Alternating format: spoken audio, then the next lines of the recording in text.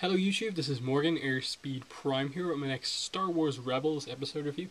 This one's going to be for Season 1, Episode 6, Out of Darkness. And yeah, overall I enjoyed the episode, I did. Though I had like one kind of key problem with it. Because I liked it because it was a Sabine and Hera focused episode. I really did, because that's one thing I was looking for. After all of the episodes before this, I was just like, these two haven't had enough time. And they gave us an episode pretty much completely focused on the two of them. My problem was that despite having nearly a whole episode in situations where they were talking to each other for nearly the whole time, like, there was a few action scenes, but they were still talking during them, and then they had a few kind of scenes where they could actually just talk. I don't feel we learned a massive amount about either of them. I felt like half of the episode was Sabine going, fill me in, and Hera going, we can't fill you in just yet. And then just that repeating itself over and over and over again.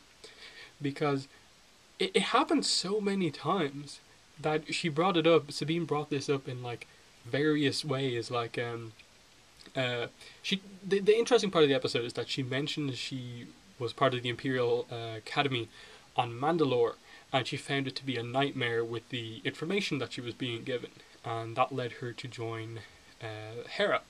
It doesn't explain how exactly that happened. I would like to see that. What was this nightmare? And that's kind of a little bit of my problem with the episode, in that I think it teases a little bit too much with the characters' backstories, and without just giving them to us. And then Hera is just way too mysterious in this episode. Half of her dialogue, I think, is her literally just saying, I can't tell you everything right now, you have to trust us, again, over and over again.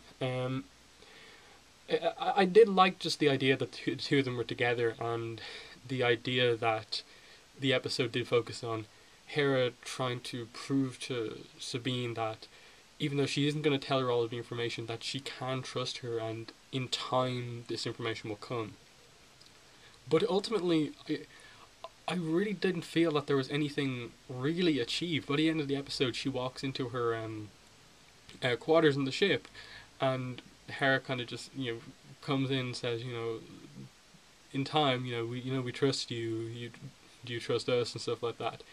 I don't feel like barely anything was accomplished. Like, there wasn't any sense of like that this episode really like alleviating any of Sabine's fears, other than the fact that, okay, they went through this kind of crazy situation.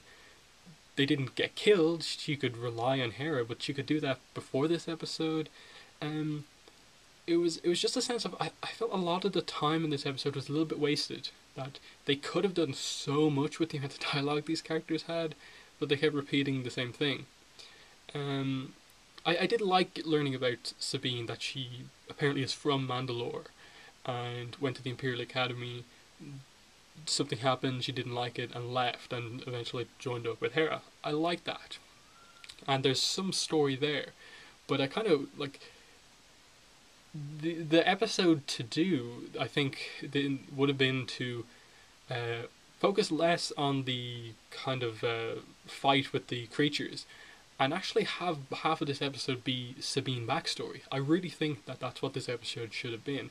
Show us why Sabine has these issues with trusting people who don't tell her information. Show us why the Empire made her kind of not even trusting of her friends here, or the people she calls her family here.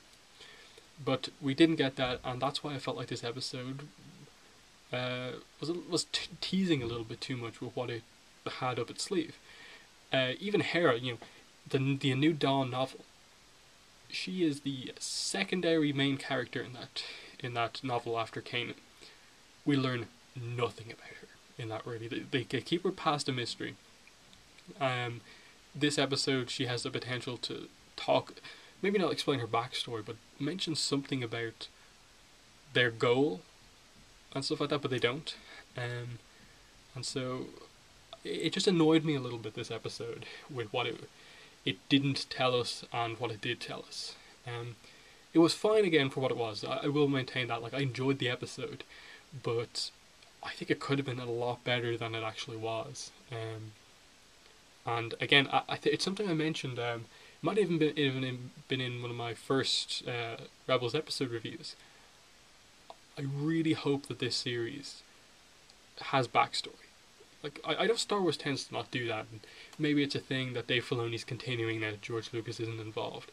But I think it's such a silly idea that for some reason you just refuse to show flashbacks backstory.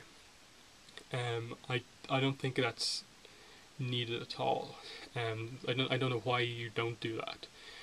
Again, as I said, this episode felt like the perfect episode to do that, but the best we get is like 2 lines of dialogue where she says she was part of the Imperial Academy, and that led her to not trust people or something like that.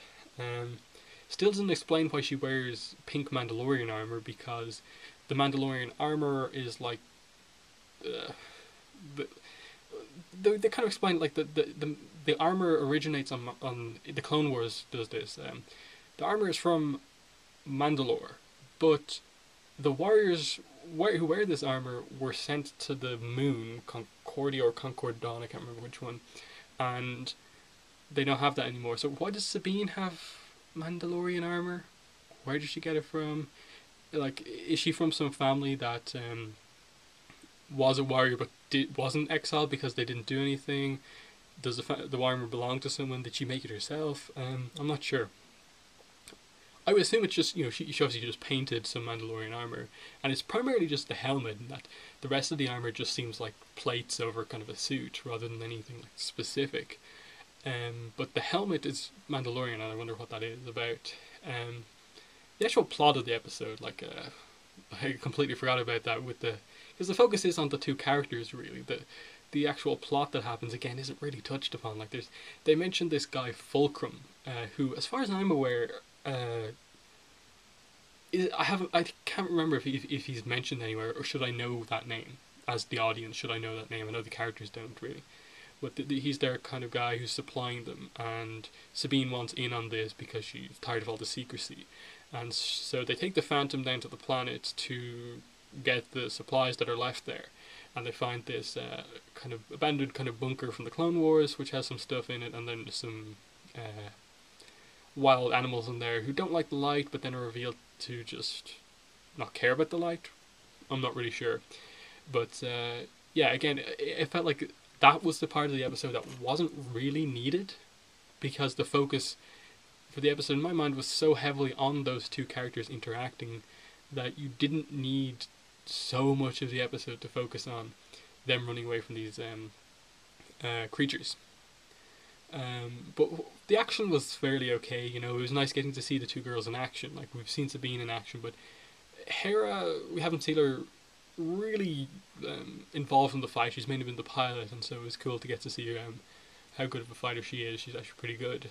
And yeah, the plan was quite good. They set up the Rhydonium blasting explosive stuff, which I believe has been set up in the Clone Wars before. We've had episodes that mentioned this stuff, and just the idea that they set them up perfectly and they would lure the creatures out and blow them up and blow up the creatures was fine. But again, the action I felt went on way too long. Like, for what it was, them running away from creatures blowing up things, it kind of wasn't like massively exciting for me.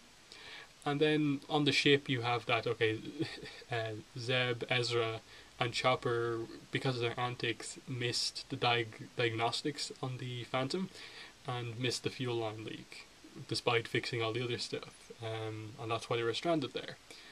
Like, it was a nice setup, and that they had that, and then you have the kind of scene where like Kanan's meditating, and they're all like, should we tell Kanan? But he hears it all through the wall, and they're like, did you use the Force? And he's like, no, you shouted. That was actually a pretty funny scene. But yeah, it's kind of one of those things where like after 2 what I thought were good episodes that kind of focused on character and set stuff up, especially Rise of the Old Masters, last episode was kind of like, okay, some new characters focusing on Ezra, that was cool. But this one I was kind of like, like, I like that you gave these 2 girls, the 2 female characters, this full screen time basically. But you could have done so much more with the 22 minutes you had. But yeah, that's the review. Definitely let me know in the comments what your thoughts were. I like Sabine and Hera as characters. I really do.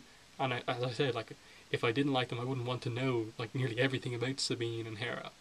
But I think with Hera, they're very quickly getting to the stage where I'm kind of a little bit sick and tired of them keeping her mysterious for no apparent reason just yet, other than that she's the leader of the group.